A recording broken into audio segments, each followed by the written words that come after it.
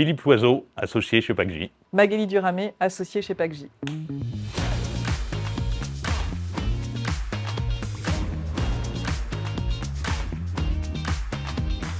PACJ, c'est une solution de décarbonation de l'industrie à partir d'une machine thermodynamique qui va permettre de produire du chaud et du froid, mais aussi réciproquement de produire l'électricité à partir de sources chaudes et froides. Le concept de base, c'est un ballon sous pression avec une membrane qui sépare une phase gazeuse d'une phase liquide.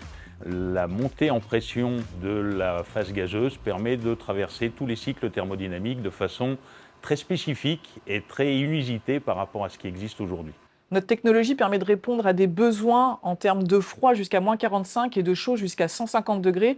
Et c'est d'autant plus performant d'un point de vue technologique, économique et de décarbonation lorsqu'on a besoin de façon simultanée de froid, de chaud et de vapeur. C'est pourquoi on s'adresse en priorité au marché de l'agroalimentaire.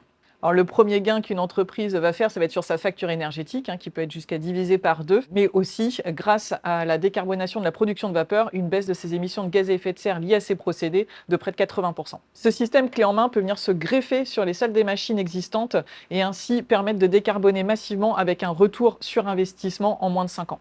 Les objectifs immédiats que l'on peut avoir, c'est effectivement de pouvoir lever les fonds nécessaires pour pouvoir se donner les moyens et les ressources avec une capacité d'embauche en technicien, en ingénieur, en docteur important pour faire progresser la technologie au rythme où on espère pouvoir le faire au niveau de notre roadmap. La première installation à l'échelle 1 pour 1 et la commercialisation à cette échelle commencera en 2026. Entre-temps, on travaille sur des échelles différentes à partir de pilotes qui peuvent être installés, greffés sur les salles des machines existantes.